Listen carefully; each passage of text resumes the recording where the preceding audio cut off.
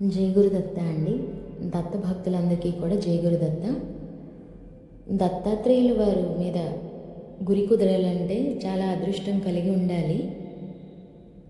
అది మన పూర్వజన్మ సుకృతమనే చెప్పుకోవాలి. నేను చాలాసార్లు గురు చరిత్ర అంటే బాబావారిది ఈజీగా ఉంది అని చెప్పి చదువుకునేదాన్ని. కానీ దత్తాత్రేయుల వారి విషయానికి వచ్చేసరికి ఎందుకు ఆ పదజాలం నాకు చాలా కష్టంగా అనిపించేది అనమాట. ముట్టుకోగానే ఇక అసలు అయ్యి బాబోయ్ ఇది నేను చదవగలనా, పూర్తి చేయగలనా అని ఒక భయం వేసేది. అందుకని ఎవరైనా చదివిన వారు ఉంటే వారి ద్వారా చెప్పించుకుని కథలు వినడం ద్వారా నాకు కొంత ఇంట్రెస్ట్ అయితే వచ్చిందనమాట. అయితే నాకు స్వామివారి కళ్ళు కనిపిస్తే బాగుండు, ఏదో రూపంలో వస్తే బాగుండు అని చెప్పి ఒక ఇదిలో ఉండేదాన్ని, అంటే ఒక ఆలోచనలో ఉండేదాన్ని. కానీ ఎప్పటికీ 5-6 ఏళ్ళు 7 ఏళ్ళు అలా అయిపోయింది, స్వామివారు కళ్ళలోకి రావడం లేదు. సరిగ్గా విసుకొస్తుంది కదా, అలాగే నాకు విసుకొచ్చింది. గంగాపురం వెళ్దాము అని అనుకోవడము, నాకు మామూలుగానే వెళ్ళాను కానీ అప్పటికి నిదర్శనాలు ఏమీ లేవు. 2 సార్లు వెళ్ళొచ్చేసాను అనమాట.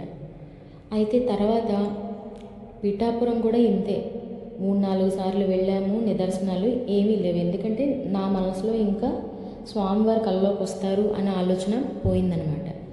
అందువల్ల ఇంకా నేను ఆలోచన మర్చిపోయి మొన్న ఈ మధ్యనే మళ్ళీ పిఠాపురం వెళ్ళి ఎందుకో స్వామివారి ఎదురుగుండా కూర్చొని 3 నిమిషాలు ధ్యానం చేసుకుని ఇంటికి వచ్చాము.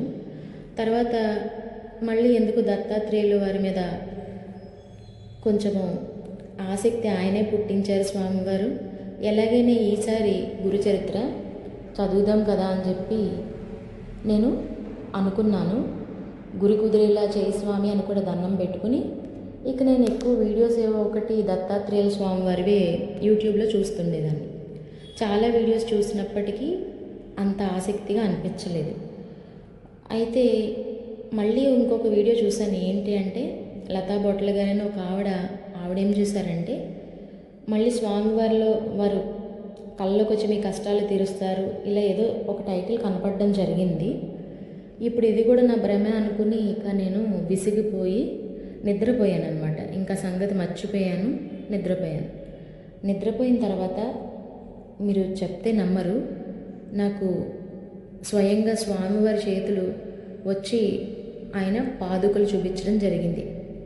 ఇవే నా పాదుకలు అని చెప్పి మాట్లాడడం కాదు, ఆయన సైగా నాకు కనబడింది కళ్ళలో.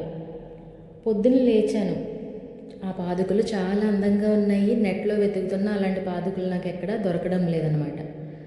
అయితే ఏమిటి ఈ పాదుకల విశేషం అని తెలుసుకుందామని చెప్పి నేను లతా బొట్ల అనే మేడంని కలిసి అనుకోకుండా, అంటే వీడియోలో చూడడం మళ్ళీ నేను అదే వ్యక్తిని కలవడము సర్ప్రైజింగ్గా జరిగాయి. అడిగాను, అమ్మ ఏంటండి నాకు ఇలా పాదుకలు కనపడ్డాయి అని చెప్పి అడిగితే ఆవిడ ఇంకేంటి మీ అదృష్టము, చక్కగా శ్రీపాద శ్రీవల్లభులు వారి యొక్క అనుగ్రహం కలిగిందని చెప్పారు.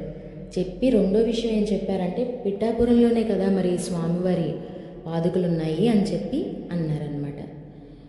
ఇంకా నాకు అసలు అది వినగానే ఆనందం ఆగలేదన్నమాట.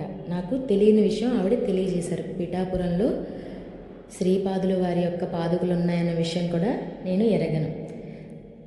ఇంకా అక్కడి నుంచి ఈ భక్తి అన్వేషణ ఇంకా దృఢపడింది. కాబట్టి ఎవరు నిరాశ చెందకుండా ప్రయత్నం చేస్తూనే ఉండాలి. శ్రీపాదరాజం శరణం ప్రపద్యే, శ్రీపాదరాజం శరణం ప్రపద్యే, శ్రీపాదరాజం శరణం ప్రపద్యే.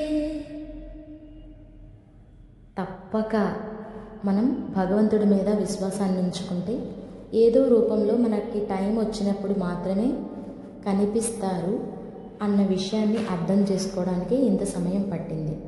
తీరా నేను చూసింది పాదగయ. వారి పాదాలు ఇంకెక్కడ నెట్లో అలా కనపడవన్నమాట. అంత అందమైన పాదాలను నేను దర్శించడం జరిగింది. కాబట్టి ప్రతి లీలను మనం దృష్టిలో పెట్టుకుని మనసుతో స్మరించుకుందాము, భక్తి విశ్వాసాలు ఉంచుకుందాము. కాబట్టి మనసులో గట్టిగా చెప్పుకోండి, జై గురుదత్త.